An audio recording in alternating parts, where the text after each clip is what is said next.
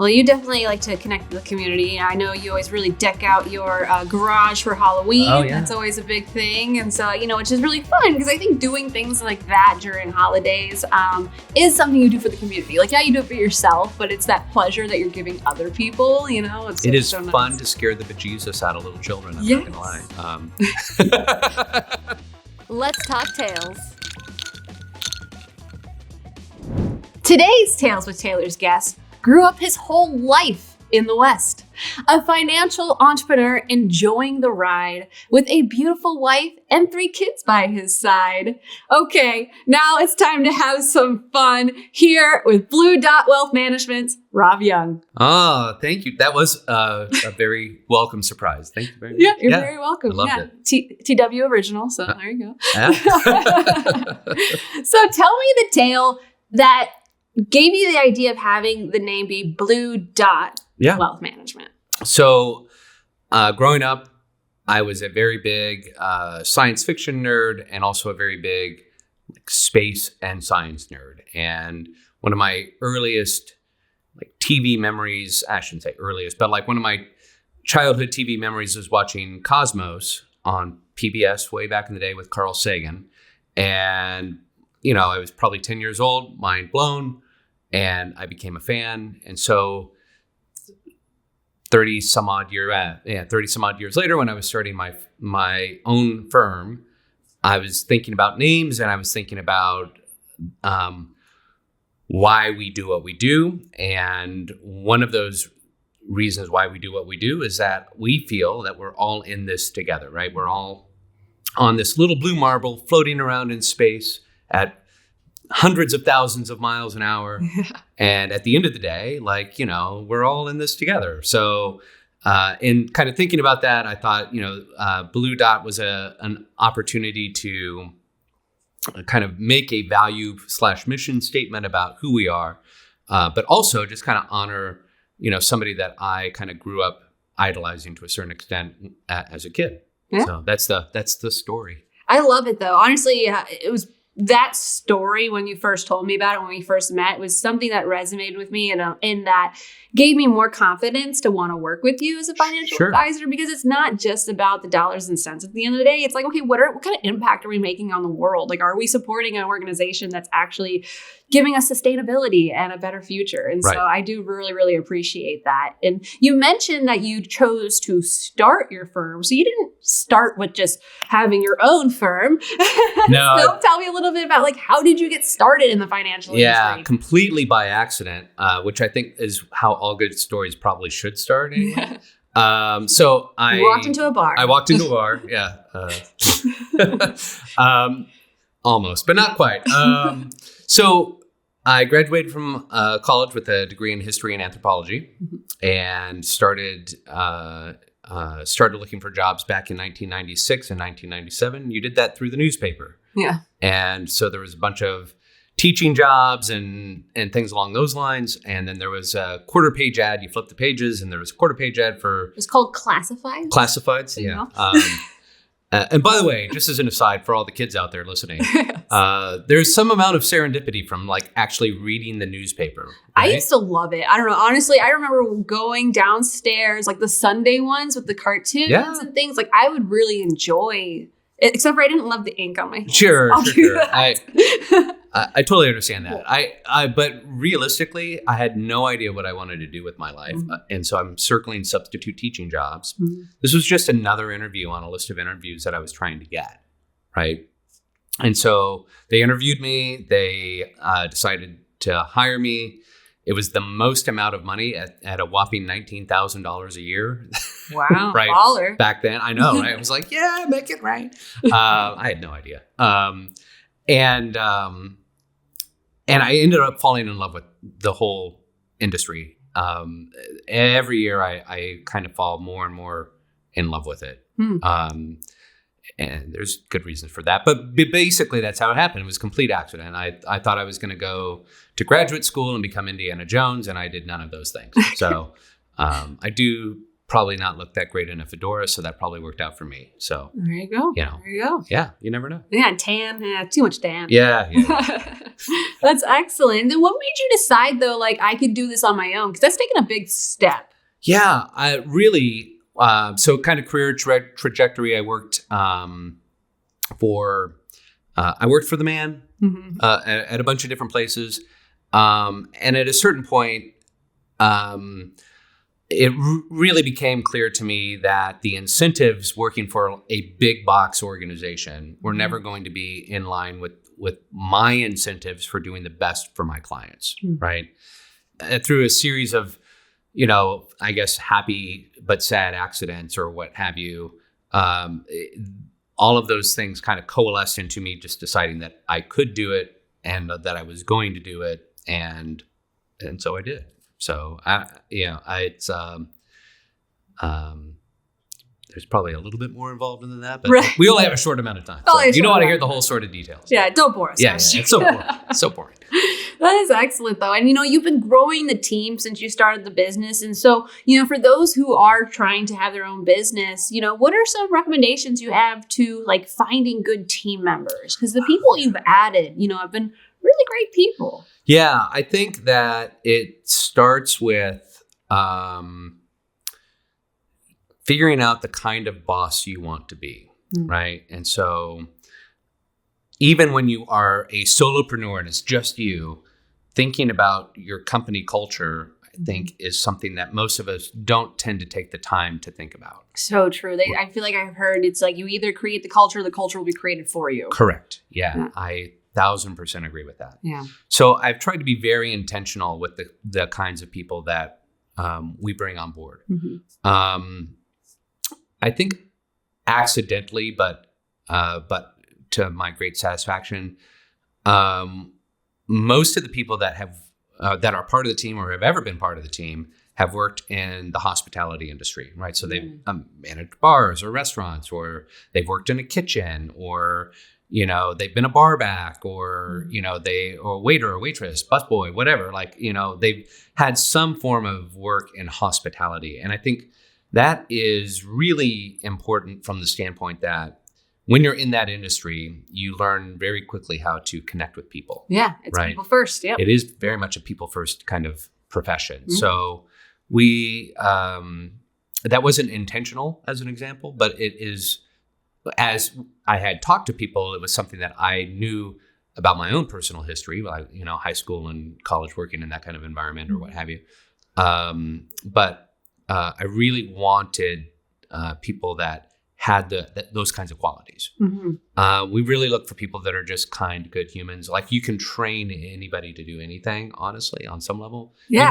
Maybe not neurosurgery, but it's true, right? But for the most part, it's interesting how soft skills are actually almost the most important 100%. Skills. Yeah. Yeah. Very much agree with that. So yeah, we've been very lucky, but I did think very carefully before we really brought on people into the team, and as we have been adding people into the team, like, are they a good cultural fit? And that's the most important thing. Definitely. Yeah. Because it's important that you built that culture first and didn't let it just get created on a whim. Right. And so you also are a big book and music lover. Yes. So tell me, what's one of your favorite books you've ever read? What's the favorite tale? Oh man. Okay. Probably Lord of the Rings was the very first book that I remember as a kid. Okay. Staying up with the flashlight under the covers, like reading and falling asleep, like, at 2:00 in the morning or whatever, because you just couldn't put down the book. That's awesome. But probably not still my favorite book. I mean, I don't know, but it could be. It's a classic. It's a classic. I probably read about 12 to 15 books a year in general. Some of my favorite books over the last couple of years have been a book titled Subtraction. Okay. I love, normally when we think about building something, building an organization, building a business, building whatever, it doesn't really matter. We tend to think about things in terms of addition. Adding. And we rarely tend to think about things in terms of subtraction. And so I really love the idea of, not just from the standpoint of efficiencies or trying to be lean and mean or whatever kind of corporate buzzwords or whatever, right? But there's there's a lot of simplicity. There's a lot of elegance in simplicity, right? And I really have kind of been enamored by that idea. Yeah. Right? There's a great book about Vienna between 1880 and 1939, about how that society went from being very pluralistic, very inclusive, very cosmopolitan, to being taken over by the Nazis. And there's a whole that's a whole really interesting story about that 50 or 60 year period Interesting. that I really enjoyed reading just this past year. I need to note that one for my brother. He's a big history buff. Yeah. So hardcore history, Dan Carlin, he's listening to all those. Yeah. So I'd be interested. I'll get you the title. But okay, yeah. It's his birthday soon. So you need to, yeah. I need to go. So I'm like, yes, please. Hopefully he doesn't listen to this before, Yeah, right. There's another great book that my wife got me Christmas of 2023. So, I read it over that holiday and then a couple of times this in 2024, but by David Brooks, it's called From Strength to Strength. Okay. What I liked about that is for all of you younger kids out there, what got you to the point where you are in your 40s or maybe your early 50s aren't going to be the qualities that sustain your career in your 50s and 60s and ideally your 70s, right? And so how to make that pivot with a little bit of dignity and grace, right? As opposed to, failed marriages and sports cars, right? Right, yeah.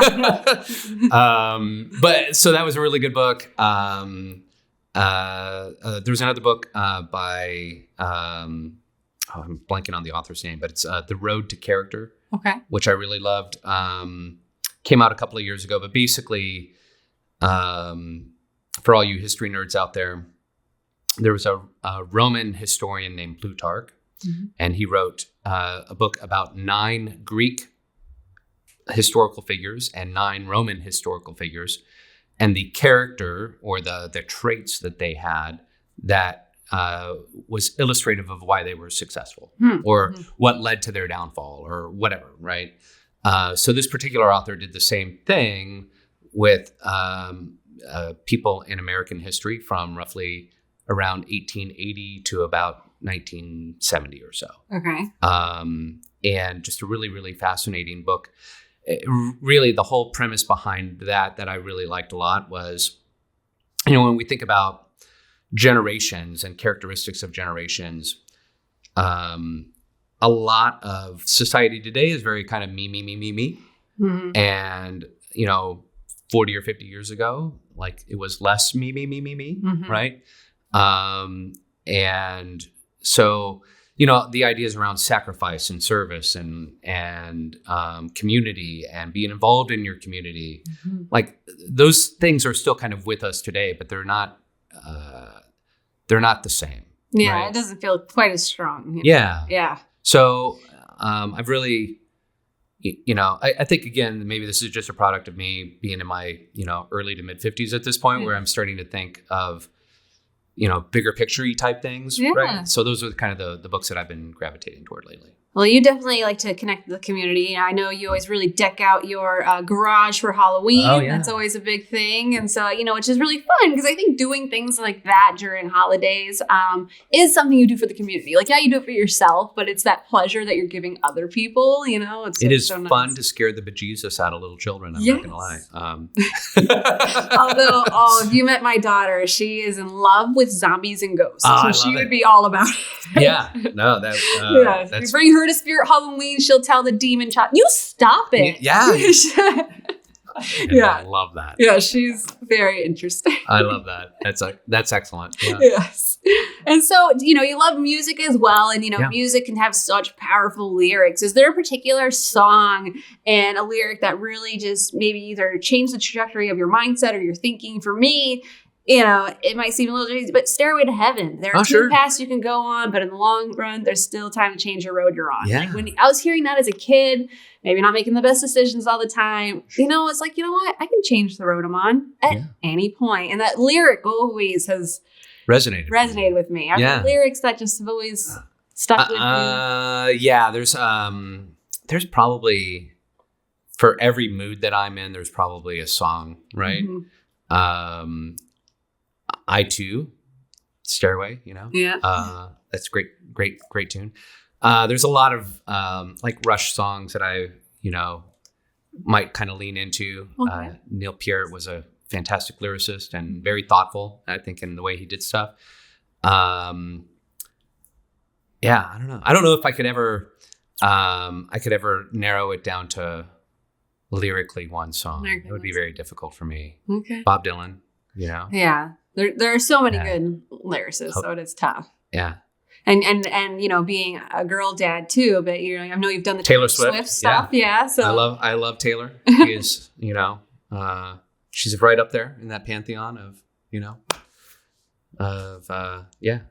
That's great. It's good to have variety of music. And, honestly, I tend to actually nowadays listen to more non-lyric music. I like instrumental because I like to still stay in my own headspace with things. Sure. And I enjoy writing, if you got from the bio. So sometimes it's fun just to, free spit when I'm driving a little bit. Yeah. So, yeah. Absolutely. Yeah. I think I used to so my oldest kiddo is now almost 24. Oh, my gosh. Which is borderline crazy. Sick. I know. I wrote kids and... Eric and I were talking. Like, not really kids. I'm like, they're always kids. Yeah. I mean, like once you have kids. Them, they're always your kid. Yeah. So I used to listen to a lot of songs with a lot of bad words, and that's been an issue. Yes. Yeah. And so when he was little, I was like, I'm not going to do that, right? Mm-hmm. So I would put like Latin jazz on, or like listen to like acoustic, singer-songwriter stuff, or lots of jazz. You listen to a lot of Thelonious Monk when he was a little kid. Movie soundtracks. Yeah, totally, all of that. Yeah. And I've thrown all of that. Like as your kids get older, you have more kids, you don't follow those same rules, right? So like my youngest, my 5-year-old gets all the gangster rap. He's listening. He's like 5, rolling with Snoop. All right. But or whoever, whatever. Yeah. So I too love instrumental stuff. Yeah. Yeah, it's fun. That is good though. Now we've still been a little censored with the kids when it comes to music. Yeah. I'm like, wait, you're repeating a lot of things these days. Yeah. My wife's birthday was earlier this month, and she wanted to play. My wife wasn't even in the car. She wanted to play Lizzo's "It's Your Birthday, Girl." Okay. Yeah. I don't know. I'm so sorry. Really? I'm so not cool. Super great song. But in it, like she talks about, hey, it's your birthday, let's drink tequila. And I'm just and there's other inappropriate words, right? Yeah. And I'm just like, oh yeah, I forgot it. I didn't play the uncensored version of this song. Sometimes you forget. Yeah. No, I remember just trying to make my soundtrack for my wedding. We wanted to make sure it was appropriate for kids and, older adults. And I'm like, come on, Missy Elliott, like get your freak out. Like, wait, who's that? Wait. Oh, I forgot about that. Yeah. Nobody knows what past Dutch means, but there's other words. Yes, exactly. Sometimes you just forget. Sometimes you forget. You just forget. Yeah, you're in the flow, Yeah, you just flow it, and then then that lyric is about to come up right when you're about to sing it. And then you're like, yep. Whoops. And so obviously you are a very involved dad and you are a successful business owner. So how do you balance that, work-life balance, or what would be suggestions that you would give to, other business owners who are trying to navigate that family and work life? Yeah, that is the hardest thing. And I don't think it's really, nobody nails it. Right. And so I think the first thing you have to do is try to give yourself grace. Mm-hmm. Right. I think it's important, to leave the house and come home when you come home, if you work at an office or go to work or do whatever. Right. But when you come home or when you leave the house, like remind yourself why you're doing what it is that you're doing. And remind yourself that like your kids don't care. Right. Mm-hmm. Like at the end of the day, they want to see mommy. At the end of the day, they want to see daddy. Mm-hmm. Like, they're just like, hey, can you play with me? And most of the time when my kids say that they want to play, they're really just looking for like between 5 and 15 minutes of my time. Okay. Right. and then they're going to go off and do their own thing, right? Or, can't not relate to that yet. Right? Well, your kids are a little younger. Yeah. But, even my daughter, now she's 8. Mm-hmm. Oh my gosh, already? I know, right? Boy. Yeah. Oh, wow. It's a trip. It makes sense. Like mathematically it makes sense. No, I know. Like I can wrap my math brain can work. Exactly. My math brain can understand, the facts. The fact is, right. The emotional response is like, oh, yeah. Oh, yeah. You drop the phone over it because it's so right, exactly. So anyway, the point is that like, the other night she asked me to play Legos with her. And so we, you get down on the floor, you play some Legos. And then you're like, okay, hey, baby, I got to go, do the thing. And she was like, okay, daddy, Yeah. And, it's just making sure that you're trying to prioritize those connections. Mm-hmm. So even if you put in a 12-hour day and you're exhausted and you do all the things or whatever, I think that's important. My wife makes me take vacations, whether I want to or not. Yes, you do. And so, there's times where you're like, I am not allowed to schedule anything this whole week. Like I'll get in trouble. Like, and I tend to fight it kicking and screaming because there's always things to do, right? Mm-hmm. But there always will be things. But there always will be things to do, and you don't ever get any of the time back when your kids are really at any age, but frankly, especially when they're little, right? Oh, it's the most important years, when they're little. It's when you build the biggest relationships and connections, I feel. And, I'm speaking from someone who has still little kids, but I can see it thinking about my relationship with my parents and who was the one who would take the time to play. Right. And then how are we now in that dynamic? Right. Yeah. It makes a big difference, I think the from a practical standpoint, right? Like all of that is very idealistic, right? Remember the things, right? Like, I can do that, right? Yeah. But like then like you get hit with, the things and then you're just like, oh, I totally forgot to, I almost live and die by my calendar, right? Mm-hmm. I think the more organized you are with your work calendar and your family calendar and you've got all the things in, my wife and I kind of pre-plan like 4 and 6 months at a pop. Nice. So that I've got the school stuff in my calendar and I've got the parent teacher conferences in my calendar and like all Do you color code your calendar? I color code my calendar. I am not that fancy. It looks really pretty. I'll tell you that. I'm sure. Yeah. But I think whatever works for you in doing that, like most of us tend to live and die by that calendar. Right. Yeah. But I do think it's important to prioritize those things.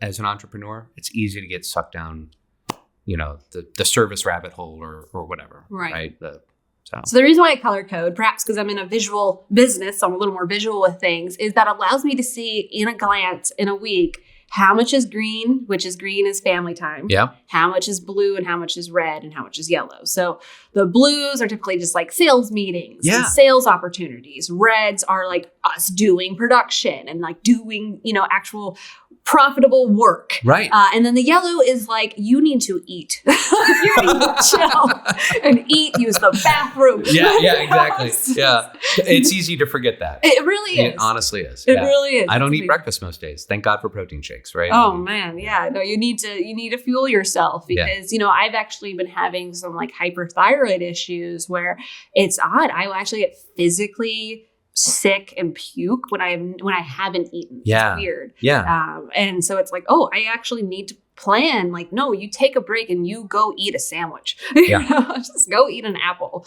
Yeah. And so anything. Yeah. Yeah. So if you don't plan things, it's a little hard. And so with your family, it is planning that family time and being like really intentional. And you're right, like remembering the why behind. And I'm subscribed to James Clear's newsletter. So James Clear, Atomic Habits. Yep. James Clear's newsletter is really good. He sends out like a little thing every, Friday. And in one of the newsletters, it says, stop waiting to be successful. Instead, focus on the successes of the relationships you presently have. And I was like, wow, that's really powerful. Because I want to have more as a business, but instead of the adding, let's take a minute and subtract and see, well, what do we have right now? And, and just appreciate the relationships and the success that you do have.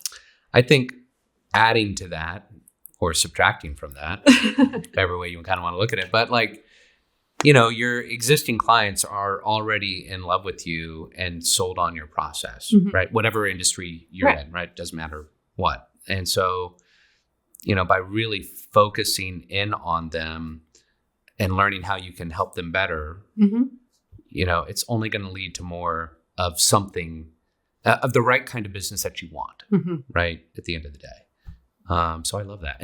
That whole, get 1% better every day. Yeah. Right? Love it. Love it. Yeah. Love it. Atomic Habits It's is such good. a great message. Yeah. Yeah. I like that book a lot too. Yeah. That one's a good one. Yeah. So if you were to write a book, what would be the title of that tale? That's a great question. Or it could be a song. You can do a song. Yeah, I don't know.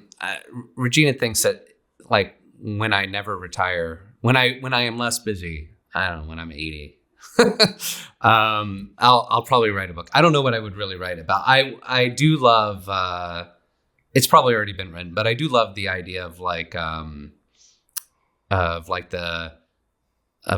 the through line between like protest songs of like the 40s, 50s, 60s, like all the way through like punk rock and hip hop, and like I don't know what the story is there, right? But I do like that idea of this like through line of how, when we think about, Harmonizing humanity. right, How about that title? We like that? Yeah. I like the idea of like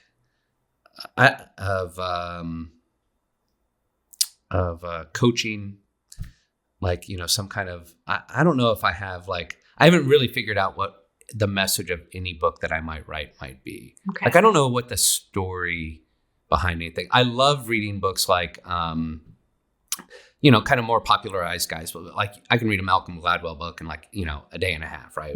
But what I love about those kinds of books is that they have like these little snippets of stories, and he's got these just great stories about something that tell a bigger story that he's trying to relay, right? Right. Michael Lewis is like that too.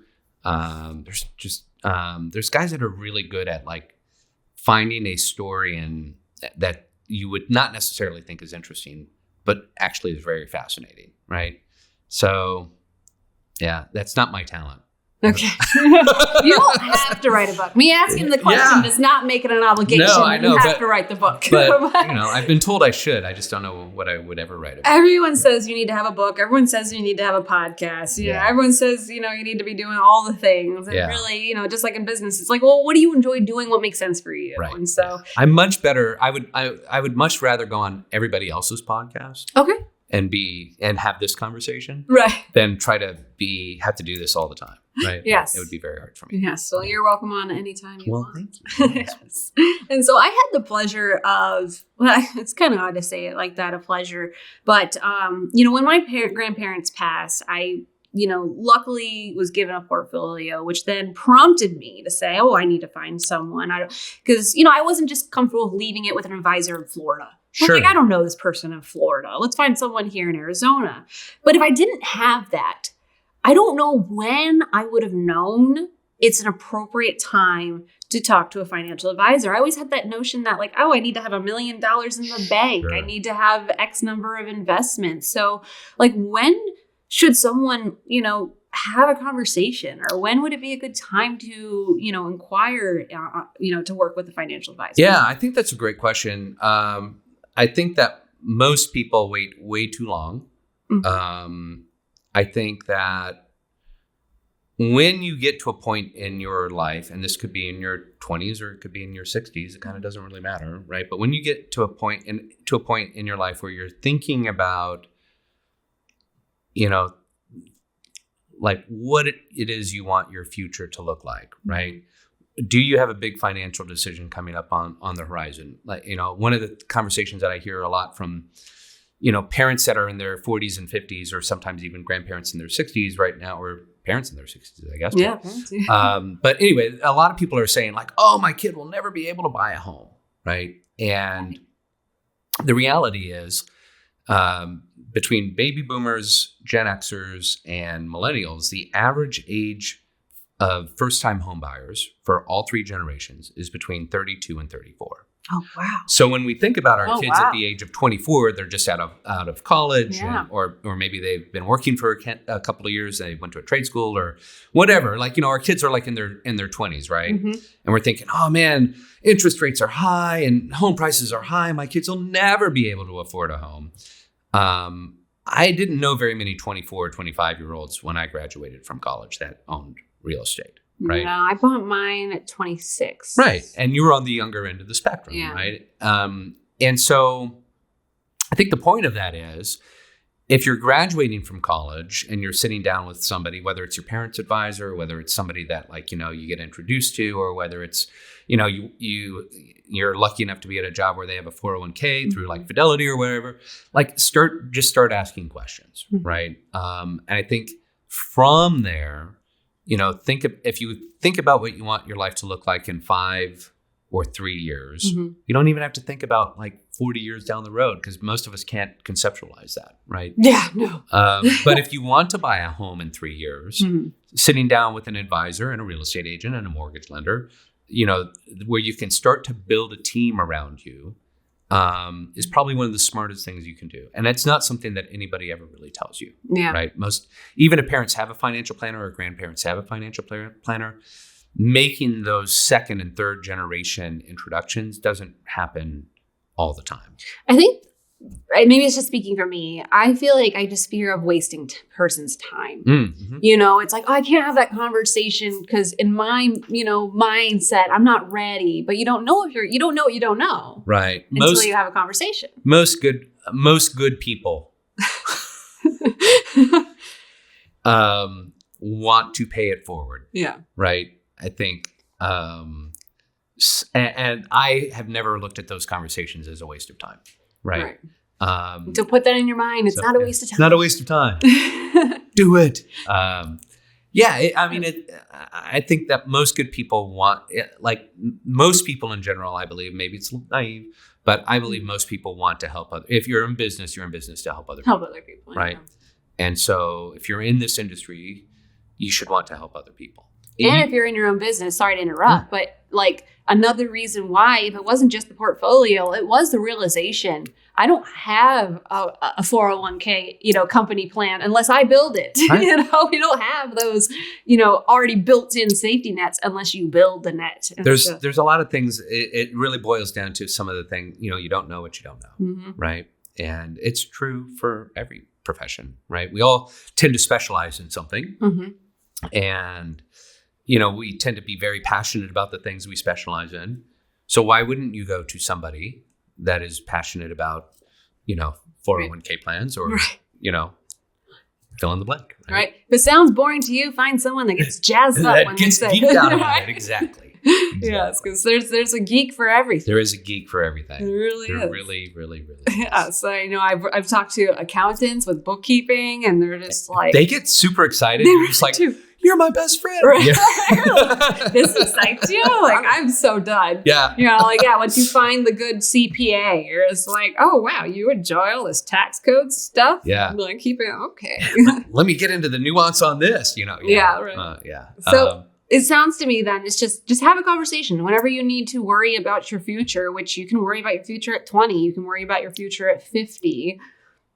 It's just when you're in that future focus mindset, it doesn't hurt to have a conversation. I think yes. And I also think that if you don't think that there is a possibility for something for you, to shift your mindset about that. There really, really is. Right. And I think for the vast majority of people, we underappreciate our potential. And so,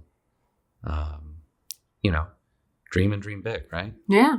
Dream big, shoot for the stars, right? The whole thing. All right. That is awesome. So if you were to leave like any final message with our guests here today, it could be along the lines of finances, or it could be just along the lines of life. Like, what would be that message you want to leave people? I would say read more. Or listen. I do like Audible. Audible, you need to become a sponsor. I talk about you literally every episode. Yeah. Audiobooks are great. I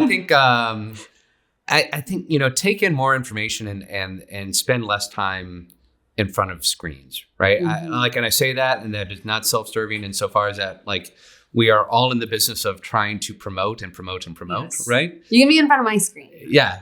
This screen is great.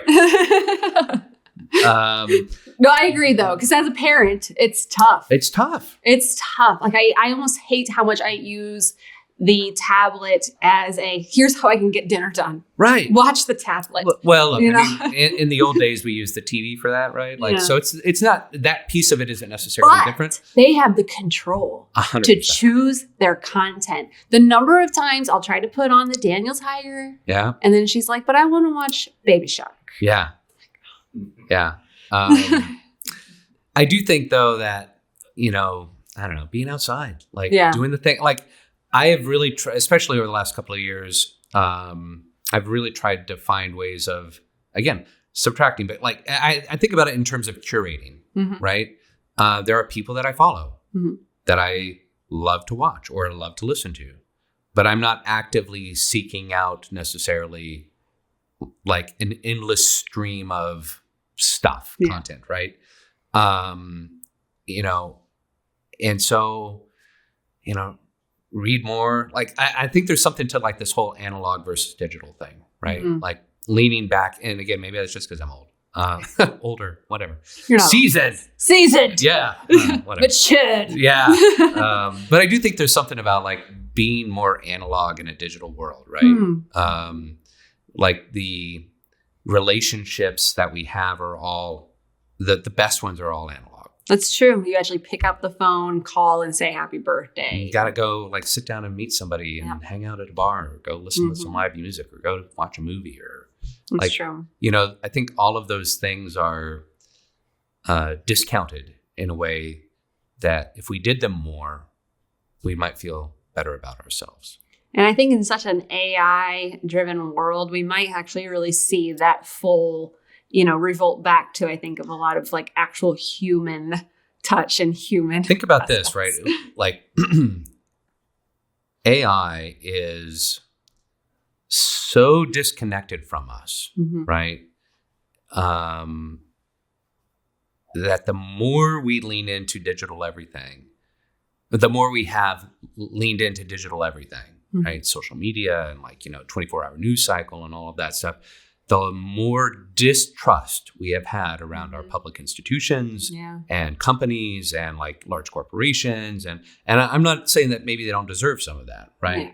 But what I am saying is that the more we have leaned into digital over the last 20 or 30 years, the less trust we have had around society in general. And so if we think about things in a more analog way and we're building and fostering those relationships on a smaller community-based level, maybe we find ways of like, leveraging those tools for good, right? But really fostering more trust and appreciation of like fellow people. So maybe that's my thought that I'll leave us with today. Love it. So this is why you're my financial advisor, because you are about like the big picture. And I just appreciate you. I appreciate you for helping me get this beautiful space that we're in right now. And so just thank you for being a wonderful person in general, a wonderful person in my life. And if, everyone check out Blue Dot Wealth Management. And where are you most active on social media? I don't know if I'm as active on social media for all the things that I just said, which is good, but I should be. Maybe somebody that can help me with that and help us. So I'd say LinkedIn. Just do LinkedIn. I love LinkedIn. I am on LinkedIn. Yeah. You can find me on LinkedIn. All right. Yep. Well, thank you so much, Rob. Thank you, Taylor. Cheers. I appreciate you. Cheers. To a better future. To a better future. Thank you for watching Tales with Taylor. Please make sure you like and subscribe to the Financial Potion YouTube channel to never miss an episode.